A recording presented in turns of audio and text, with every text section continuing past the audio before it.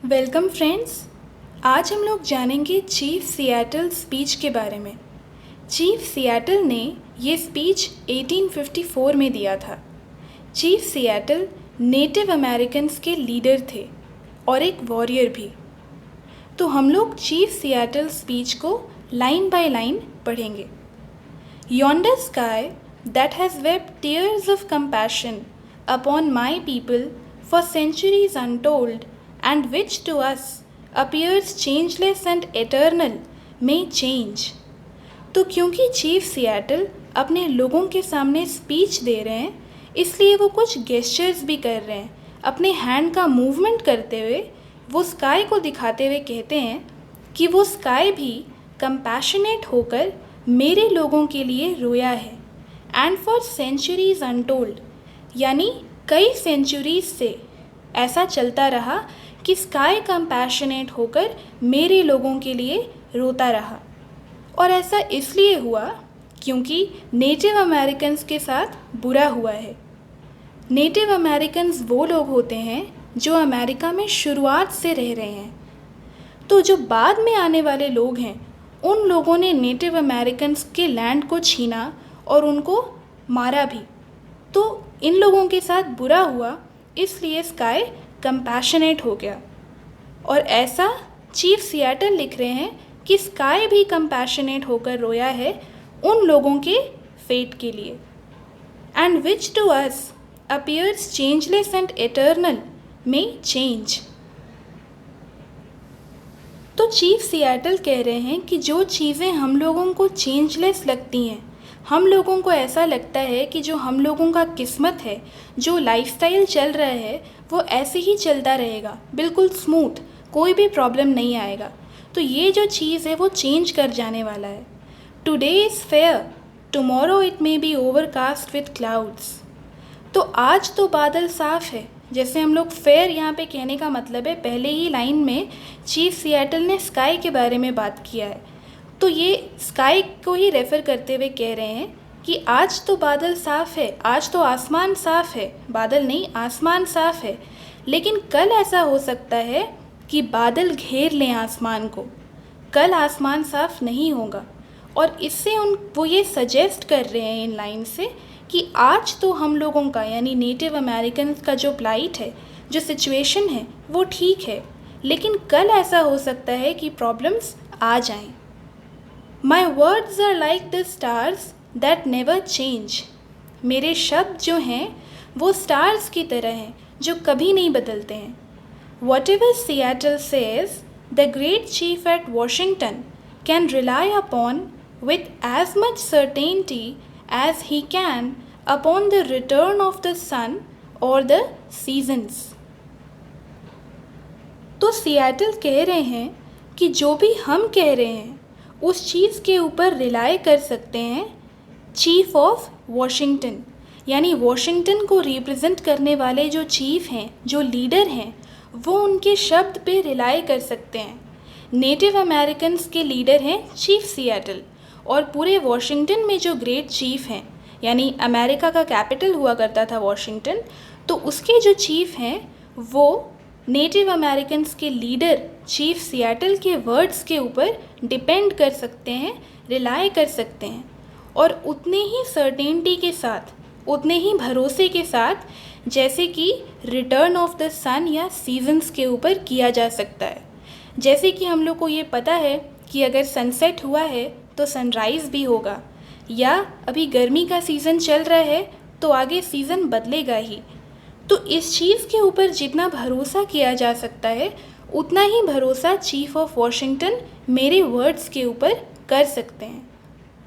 The white chief says that big chief at Washington sends us greetings of friendship and goodwill.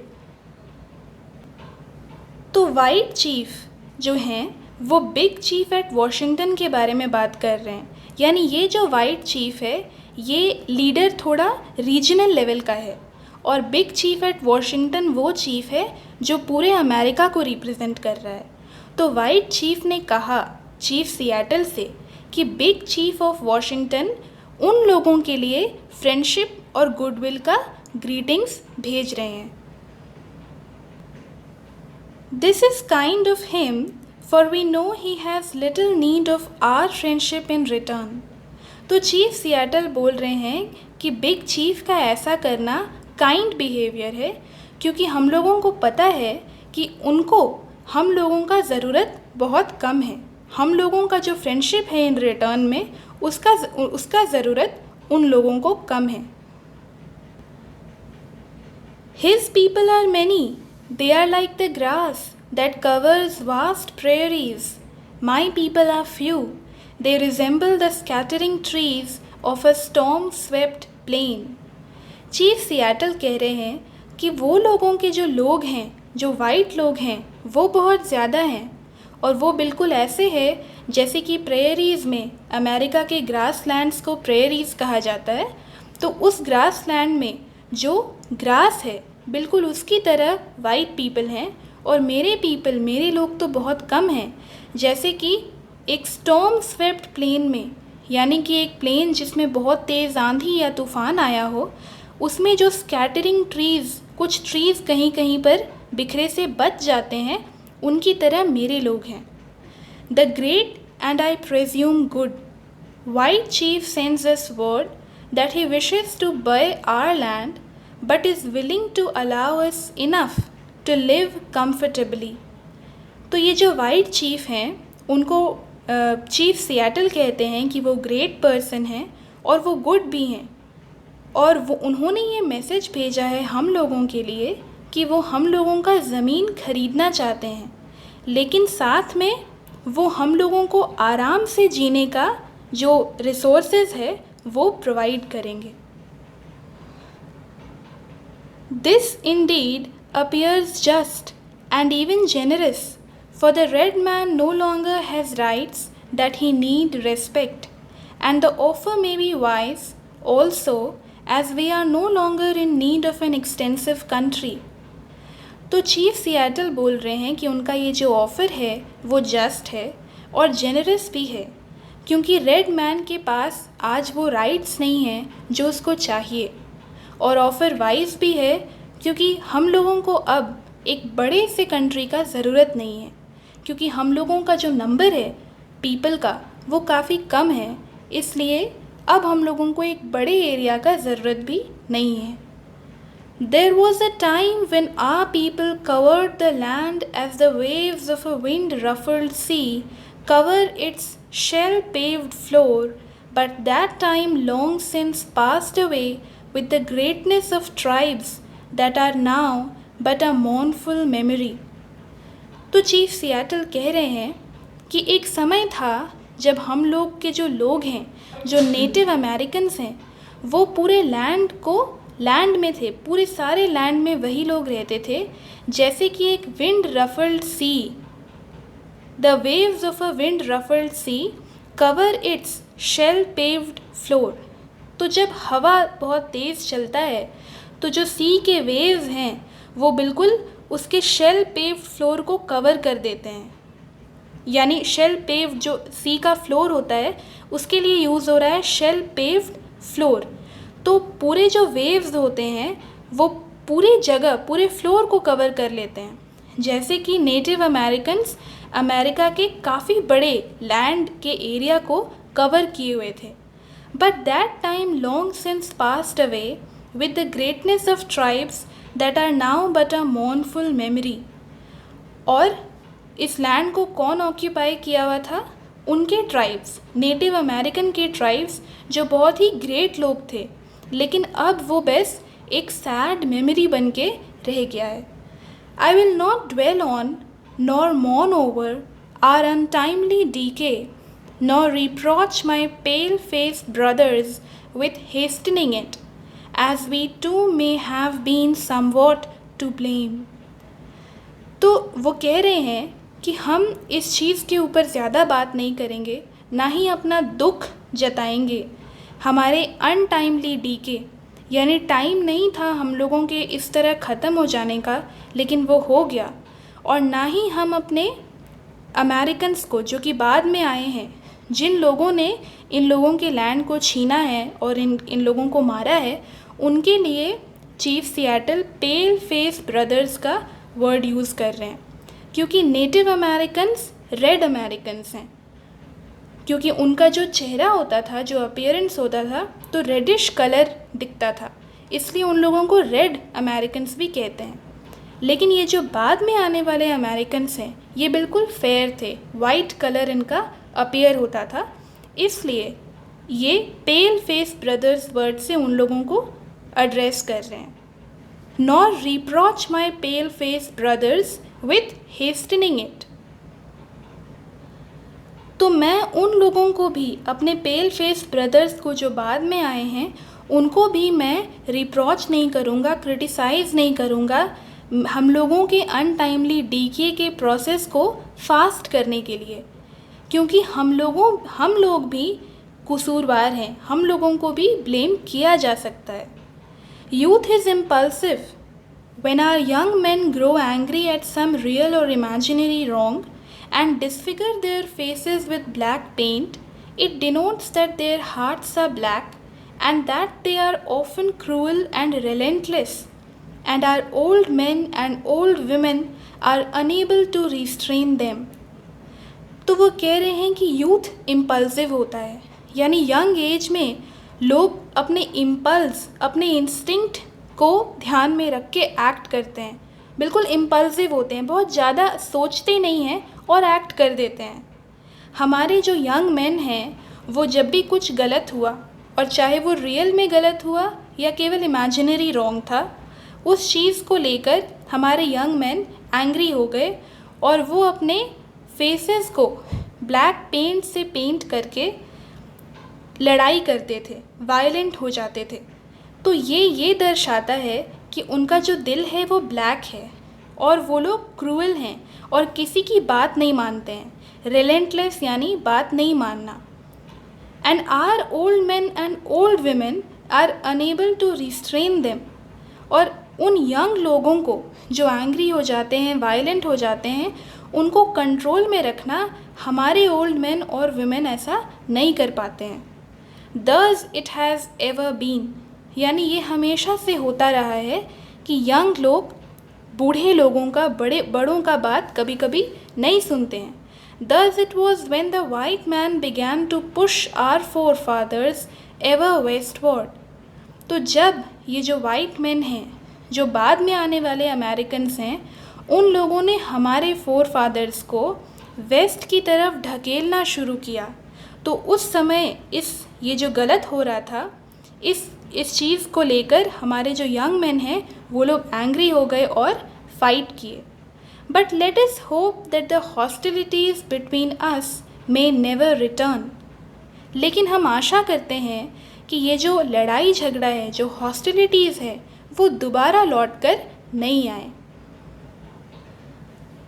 We would have everything to lose and nothing to gain. अगर ऐसा होगा, लड़ाई झगड़ा होगा, तो हम लोगों के पास खोने के लिए कुछ नहीं बचेगा और हम लोगों को कुछ भी गेन नहीं होगा। और वो ऐसा इसलिए कह रहे हैं क्योंकि नेटिव अमेरिकन्स का नंबर ऑलरेडी कम है, तो वो वाइट अमेरिकन्स जो कि बहुत ज़्यादा है नंबर में, उनसे लड़ाई करेंगे तो भी हार जाएंगे, तो उनका नुकसान ही होने वाला है। Revenge by young man is considered gain even at the cost of their own lives, but old men who stay at home in times of war and mothers who have sons to lose know better। तो young लोगों के लिए बदला एक gain समझा जाता है, यानी उनको लगता है कि बदला लेके कुछ हासिल किया जा सकता है, और ऐसा वो लोग तब भी समझते हैं जब अपना लाइफ भी भले कुर्बान हो रहा हो, लेकिन फिर भी अगर बदला लिया जाए तो केवल बदला लेना उन लोगों को लगता है कि ये गेन है। लेकिन जो ओल्ड मैन होते हैं, जो वॉर के समय में घर पे समय बिताते हैं, और जो मदर्स होती हैं जिनके अपने बेटे लड़ रहे होते हैं वॉर में, उनको बेहतर पता होता है, उनको पता होता है कि बदला से कुछ नहीं हासिल होने वाला। Our good father in Washington, for I presume he is now our father as well as yours. Since King George has moved his boundaries further north, our great and good father, I say, sends us word that if we do as he desires, he will protect us। तो हम लोग के जो Washington में good father हैं, जिनको वो कह रहे हैं कि वो अब हमारे भी फादर हैं, वो वाइट अमेरिकन्स के तो फादर हैं ही, साथ में अब वो हम लोगों के रेड अमेरिकन्स के भी फादर हैं, क्योंकि अब हम लोगों के पास और कोई ऑप्शन नहीं है। और क्योंकि किंग जॉर्ज ने अपने बाउंड्रीज़ को नॉर्थ की तरफ ढकेलना शुरू कर दिया है, यानी नॉर्थ की साइड वो और ज़्यादा लैंड ऑक्यूपाई करना चाह रहा है, तो हमारे जो ग्रेट और गुड फादर हैं उन्होंने ये मैसेज भेजा है कि अगर हम लोग उसी तरह करेंगे जैसा वो चाहते हैं तो वो हम लोग को प्रोटेक्ट करेंगे। His brave warriors will be to us a bristling wall of strength, and his wonderful ships of war will fill our harbors so that our ancient enemies far to the northward, the Haidas and Tsimshians, will cease to frighten our women, children and old men. तो उन्होंने ऐसा कहा है कि अगर हम लोग उसी तरह एक्ट करेंगे जैसा वो चाहते हैं तो वो हम लोग को प्रोटेक्ट करेंगे। उनके जो ब्रेव सोल्जर्स हैं वो एक स्ट्रेंथ, वॉल ऑफ स्ट्रेंथ बनकर हम लोग को प्रोटेक्ट करने वाले हैं। ब्रिस्लिंग मतलब to show that you are angry. तो ये जो सोल्जर्स हैं ये बिल्कुल वायलेंट होकर, बिल्कुल जुनूनी होकर लड़ाई करेंगे और हम लोग को प्रोटेक्ट करेंगे। और उनके जो वॉर के वंडरफुल शिप्स हैं वो हम लोग के हार्बर्स में आ जाएंगे और हम लोग के जो एंशियंट एनिमीज़ हैं, जो पुराने दुश्मन हैं, द हाइडास एंड द टीसिमशियंस, ये लोग जो हम लोग के एनिमीज़ हैं और हम लोगों के विमेन को, चिल्ड्रन को और ओल्ड मैन को डराया करते हैं, उन लोगों से भी ये लोग हम लोग को प्रोटेक्ट करने वाले हैं।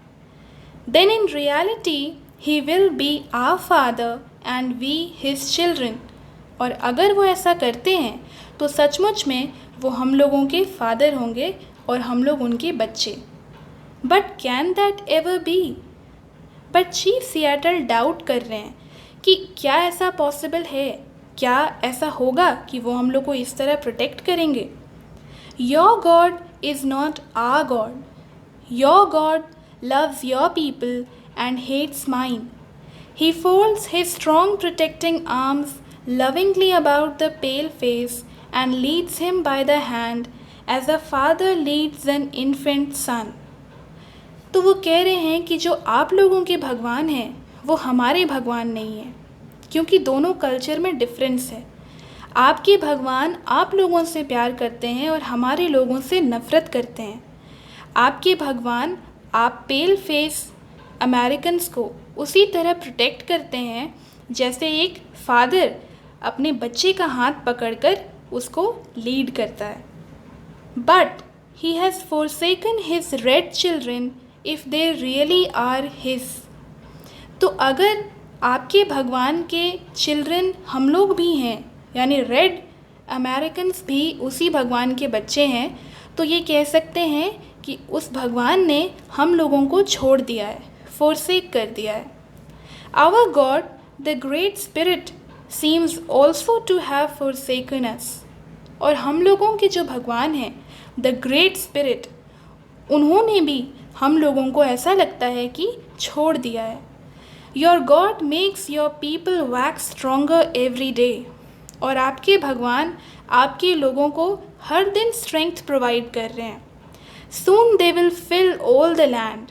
और जल्दी ही ऐसा होगा कि वाइट अमेरिकन्स पूरे लैंड को कवर कर लेंगे। Our people are ebbing away like a rapidly receding tide that will never return. Ebbing और receding दोनों का मतलब होता है to move away। तो हम लोगों के लोग एक ऐसे टाइड की तरह हैं, एक ऐसे लहर, समुद्री लहर की तरह हैं जो लौटकर कभी वापस नहीं आने वाला। The white man's God cannot love our people or he would protect them. जो वाइट मैन के भगवान हैं वो हम लोगों से ना तो प्यार करते हैं और ना उनको प्रोटेक्ट करेंगे। They seem to be orphans who can look nowhere for help. हम लोग बिल्कुल अनाथ हो गए हैं जो हेल्प के लिए कहीं नहीं देख सकते। How then can we be brothers? फिर हम लोग भाई कैसे हो सकते हैं? How can your God become our God and renew our prosperity and awaken in us dreams of returning greatness? कैसे आपके भगवान हमारे भगवान हो सकते हैं और हम लोगों के अंदर ये सपना पैदा कर सकते हैं कि हम लोग वापस से उस ग्रेटनेस को और उस प्रॉस्पेरिटी को हासिल कर सकते हैं जो हम लोग खो चुके हैं. If we have a common heavenly Father, he must be partial, for he came to his pale-faced children. We never saw him. अगर आपके और हमारे जो फादर हैं, जो भगवान हैं, वो सेम हैं, कॉमन हैं, तो उनको पार्शियल होना चाहिए और उनको केवल अपने पेल फेस चिल्ड्रन, केवल अपने वाइट अमेरिकन्स के पास नहीं जाना चाहिए. हम लोग उनको कभी नहीं देखे. He gave you laws but had no word for his red children whose teeming multitudes once filled this vast continent as stars fill the firmament. आपके भगवान ने आप लोगों को कानून दिया, पर हम लोगों के बारे में जो किसी समय में इस पूरे वास्ट कॉन्टिनेंट में फैले हुए थे, हम लोग के जो मेन हैं वो फिल करते थे इस वास्ट कॉन्टिनेंट को, जैसे कि स्काई में स्टार्स पूरा फिल करते हैं स्काई को. हम लोगों के लिए कोई चीज़ आपके गॉड नहीं बोले. He had no word for his red children. No, we are two distinct races with separate origins and separate destinies. Chief Seattle कहते हैं कि नहीं, हम लोग दोनों दो अलग अलग समुदाय हैं जिनका अलग अलग ओरिजिन हुआ है और अलग अलग किस्मत है. There is little in common between us. हम लोग दोनों ट्राइब्स में कॉमन बहुत कम चीज़ है. To us the ashes of our ancestors are sacred and their resting place is hallowed ground. हम लोगों के लिए जो हम लोगों के एंसेस्टर्स का एशेज है, जो डेड रिमेन्स है, वो सेक्रेड है, होली है, और उनका जो रेस्टिंग प्लेस है वो भी होली ग्राउंड है. You wander far from the graves of your ancestors and seemingly without regret. लेकिन आप लोग अपने एंसेस्टर्स के ग्रेव से काफ़ी दूर रहते हैं, काफ़ी दूर वॉन्डर करते हैं और आप लोगों को इस बात का कोई पछतावा भी नहीं होता है. Your religion was written upon tablets of stone by the iron finger of your God so that you could not forget. आप लोगों का रिलीजन आप लोगों के गॉड द्वारा टैबलेट्स ऑफ स्टोन में लिखा गया था, by the iron finger of your God, ताकि आप लोग उस रिलीजन को नहीं भूलें. The red man could never comprehend or remember it. और रेड मैन उस रिलीजन को कभी नहीं समझ पाया.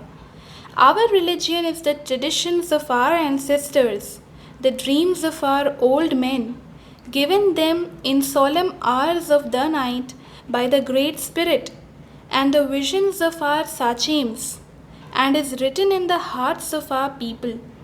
और हम लोगों का रिलीजन हम लोगों के एंसेस्टर्स का ट्रेडिशन है, कस्टम है. जो लाइफस्टाइल हम लोग के एंसेस्टर्स जीते थे, उसी लाइफस्टाइल को कैरी करना ये हम लोग का रिलीजन है, और ये हम लोगों के ओल्ड मैन का सपना है.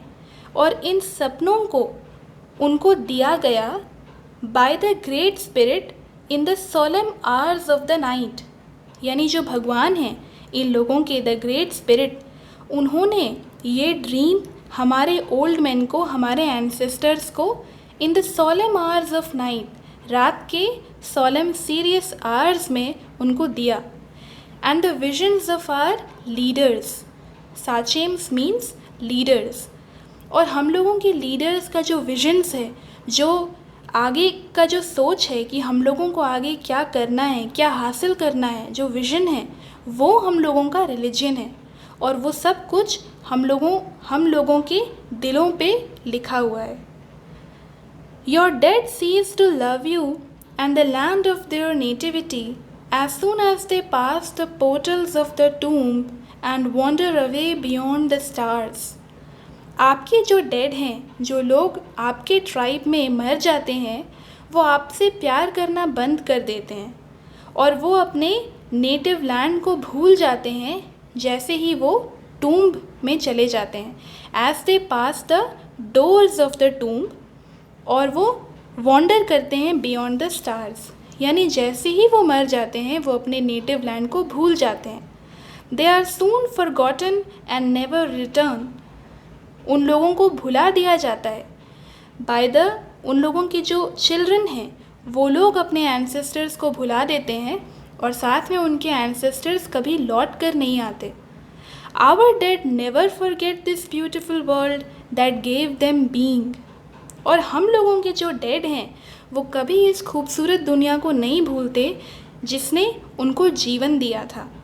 दे still love its verdant valleys, its murmuring rivers, its magnificent mountains, sequestered vales, and verdant-lined lakes and bays, and even yearn in tender fond affection over the lonely-hearted living.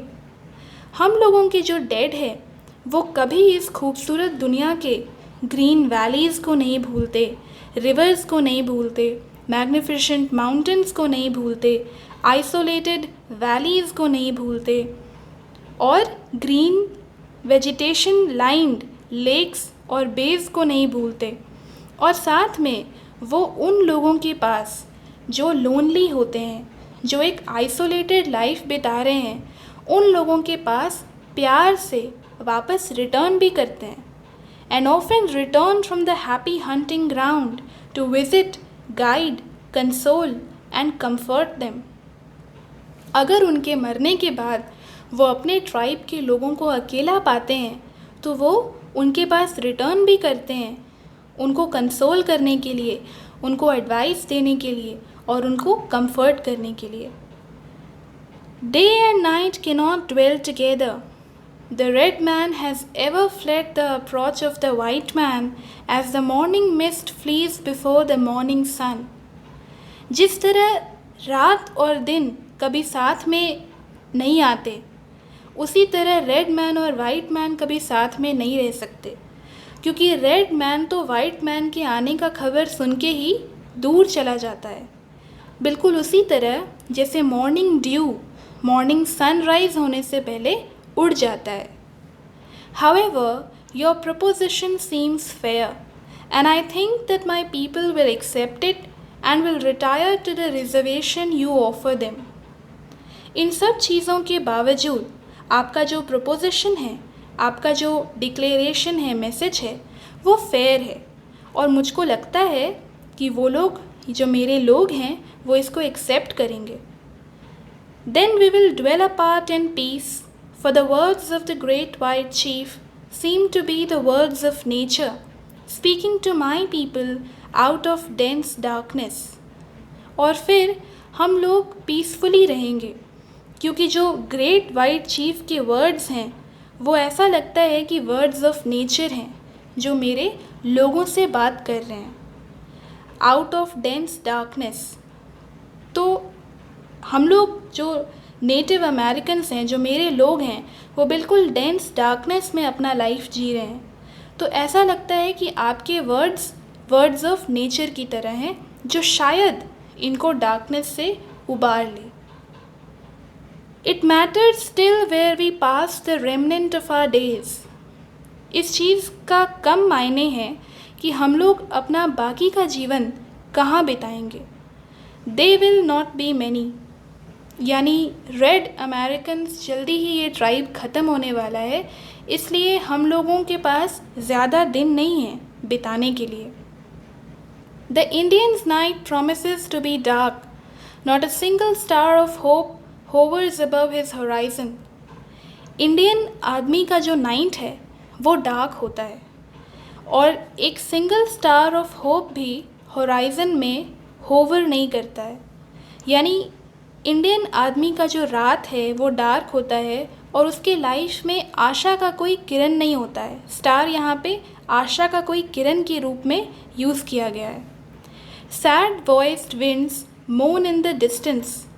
Grim fate seems to be on the red man's trail, and wherever he will hear the approaching footsteps of his fell destroyer and prepare stolidly to meet his doom, as does the wounded doe that hears the approaching footsteps of the hunter. तो sad voiced winds मोन in the distance, यानी red American के life में जो winds हैं वो भी ऐसा लगता है कि रो रहे हों। जब विंड्स चलती है, जब हवा चलती है तो ऐसा लगता है कि विंड रो रहा है। और उनका जो किस्मत है वो बहुत ग्रिम है, बहुत सीरियस है, टेरेबल है। जहाँ जहाँ रेड मैन चलता है उसके पीछे ऐसा लगता है कि उसका जो ख़राब किस्मत है, ग्रिम फेट है, वो साया के रूप में साथ चल रहा है। और जब भी ये रेड इंडियन, जब भी ये रेड अमेरिकन अपने फेल डिस्ट्रॉयर का, यानी जो उसको डिस्ट्रॉय करने वाला वाइट अमेरिकन है, उसका चलने का आवाज़, फुट स्टेप्स जब वो कहीं भी सुनता है तो उसको ऐसा लगता है कि अब उसका डेथ आ गया, अब उसका डूम आ गया जिससे वो बच नहीं सकता है। और वो खुद को स्टॉलिडली प्रिपेयर करता है अपने डेथ के लिए। स्टॉलिडली का मतलब होता है विदाउट एनी इमोशन और लेस फीलिंग और नो फीलिंग। तो वो बिल्कुल पत्थर होकर अपने डूम का इंतज़ार करता है, बिल्कुल उसी तरह जैसे एक वूंडेड डियर हंटर का आवाज़ सुन के अपने डेथ के लिए खुद को प्रिपेयर करता है। A few more moons, a few more winters, and not one of the descendants of the mighty hosts that once moved over this broad land or lived in happy homes protected by the Great Spirit will remain to mourn over the graves of a people once more powerful and hopeful than yours. तो कुछ और चांद देखना बाकी है, कुछ और रातें देखना बाकी है, कुछ और विंटर सीज़न को एक्सपीरियंस करना बाकी है। और उसके बाद इस माइटी ट्राइब का, नेटिव अमेरिकन्स का, रेड अमेरिकन्स का एक भी डिसेंडेंट, एक भी आदमी नहीं बचने वाला है। जो लोग इस ब्रॉड लैंड के ऊपर हमेशा चलते थे और अपने हैप्पी घरों में रहते थे, protected by the great spirit, वो लोग कभी नहीं रहने वाले हैं। Will remain to mourn over the graves of a people. और हम लोग एक भी डिसेंडेंट नहीं बचने वाला है जो अपने एंसेस्टर्स के चले जाने के बाद शोक जता सके। और ये जो ट्राइब है, चीफ सियाटल कहते हैं कि ये पीपल यानी रेड अमेरिकन्स मोर पावरफुल हैं और मोर होपफुल हैं than yours. But why should I mourn at the untimely fate of my people. लेकिन चीफ सियाटल कह रहे हैं कि हम दुख क्यों जताए अपने अनटाइमली फेट के ऊपर, अपने लोगों के अनटाइमली डेथ के ऊपर। Tribe follows tribe and nation follows nation like the waves of the sea. जिस तरह एक ट्राइब के बाद कोई दूसरा ट्राइब आता है, एक नेशन के बाद दूसरा नेशन आता है इन द जोग्राफिकल बाउंड्रीज, तो एक नेशन की में अगर हम लोग चल रहे हैं और चलते जाएंगे तो दूसरा नेशन आएगा। Like the waves of the sea, जिस तरह सी में जो वेव्स होते हैं वो बदलते रहते हैं। It is the order of nature and regret is useless. ये तो प्रकृति का नियम है और इसके ऊपर पछतावा करना बेकार है। Your time of decay may be distant, but it will surely come. For even the white man, whose God walked and talked with him as friend to friend, cannot be exempt from the common destiny. तो ये तो निश्चित है कि जो time of DK है वो आएगा। वो डिस्टेंट हो सकता है, दूर हो सकता है, लेकिन आएगा ज़रूर। और जो वाइट मैन है, जिसके भगवान उसके साथ बात करते हैं और उसके साथ चलते हैं जैसे एक फ्रेंड चल रहा हो, वो भी इस चीज़ से परे नहीं है, वो भी इस डीके से फ्री नहीं हो सकता है, क्योंकि कभी ना कभी उसका भी मरना निश्चित है, उसका भी ख़त्म होना श्योर है। We may be brothers after all, we will see. तो क्योंकि दोनों में ये सिमिलैरिटी तो है कि दोनों ट्राइब कभी ना कभी ख़त्म ज़रूर हो जाएगी, इसलिए चीफ सियाटल कह रहे हैं कि हम लोग आखिरकार भाई हैं and we will see. We will ponder your proposition and when we decide we will let you know, but Should we accept it? I here and now make this condition that we will not be denied the privilege without molestation of visiting at any time the tombs of our ancestors, friends and children. तो इस preposition के बारे में जो message white chief भेजे हैं उसके बारे में चीफ सियाटल कहते हैं कि हम लोग सोचेंगे और हम लोग जब डिसाइड कर लेंगे तो हम लोग आपको बता देंगे। बट क्या हम लोगों को आपका जो मैसेज है, जो आपका प्रपोज़ल है, उसको एक्सेप्ट कर लेना चाहिए? तो यहाँ पे हम एक कंडीशन रखते हैं कि हम लोगों को कभी भी इस बात के लिए रिफ्यूज़ नहीं किया जाएगा, डिनाई नहीं किया जाएगा कि हम लोग अपने एंसेस्टर्स का, अपने बड़े बुज़ुर्गों का, दोस्तों का और बच्चों का जो ग्रेव्स है, जो मरने का जो जगह है, उसको हम लोग कभी विज़िट नहीं कर सकते हैं किसी भी समय। ऐसा हम लोग नहीं चाहते कि हम लोगों को डिनाई किया जाए। Every part of this soil is sacred in the estimation of my people. तो इस लैंड का जो सॉइल का हर जगह है वो मेरे लोगों के लिए होली है, सेक्रेड है। Every hillside, every valley, every plain and grove has been hallowed by some sad or happy event in days long vanished. हर हिल साइड, हर वैली, हर प्लेन और हर ग्रोव यानी group of trees, garden of trees, तो हर वो जगह सेक्रेड है, होली है, क्योंकि हर उस जगह पे कोई ना कोई हैप्पी या सैड इवेंट हुआ हुआ है। Even the rocks which seem to be dumb and dead as the swelter in the sun along the silent shore thrill with memories of stirring events connected with the lives of my people. जो rocks हैं, समुद्र किनारे जो भारी भारी rocks होते हैं, वो लगता तो है कि डेड हैं, डम्ब हैं, लेकिन बिल्कुल उसी तरह डेड लगते हैं वो जैसे स्वेल्टर इन द सन होता है, यानी जो अनकम्फर्टेबली हॉट एक्सपीरियंस होता है सन के करीब, उसकी तरह ही रॉक्स डेड लगते हैं और डम्ब लगते हैं।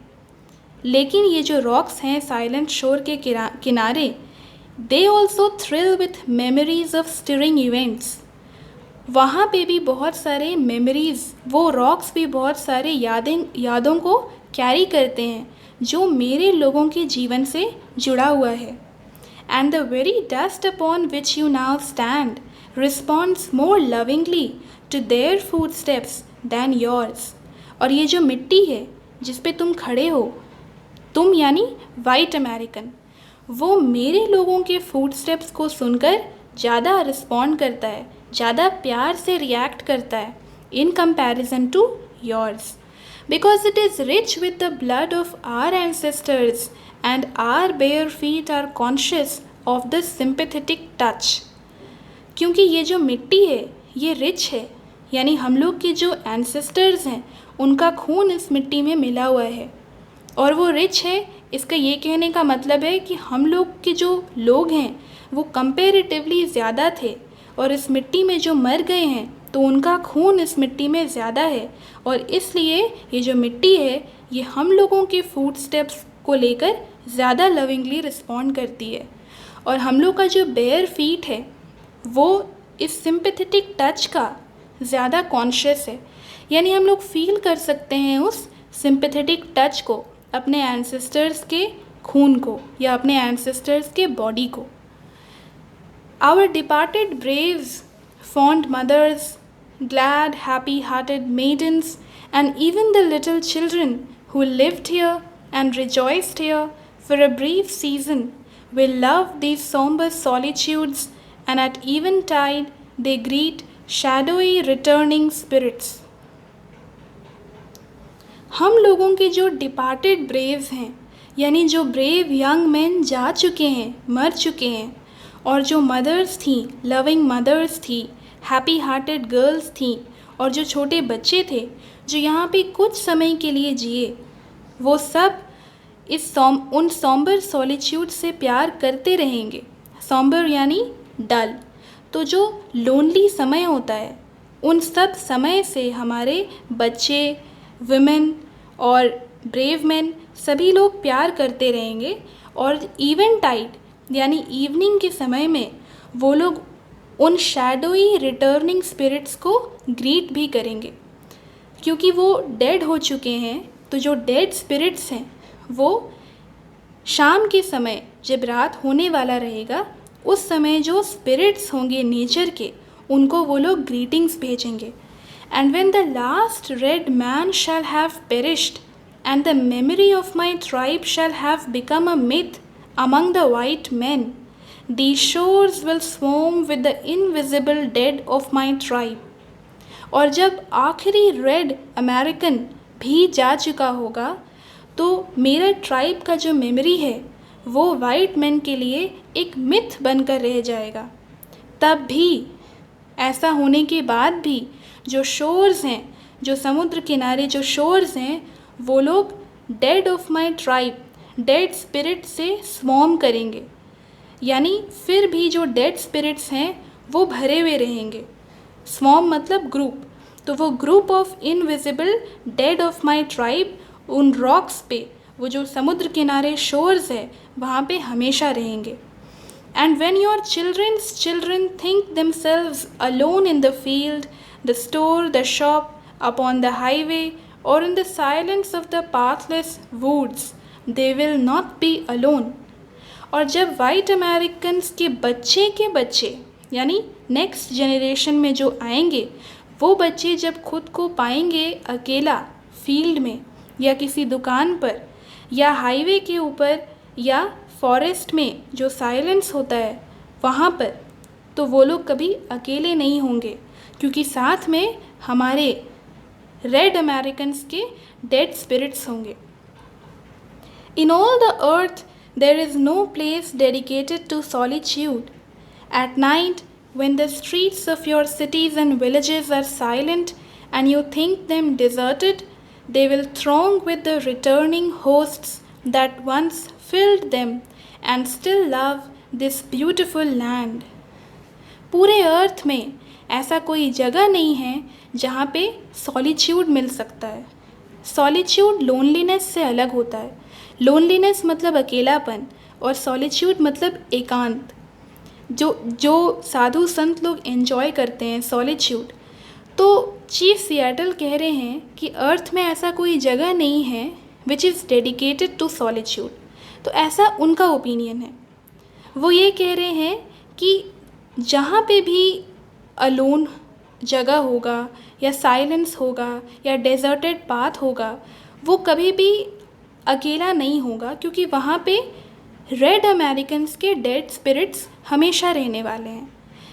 और रात के समय जब अमेरिका का स्ट्रीट्स सिटीज़ का हो या विलेजेस का हो, वो साइलेंट रहेगा और वहाँ पे एक भी लोग नहीं रहेंगे, तो भी they will throng with the returning hosts that once filled them and still love this beautiful land.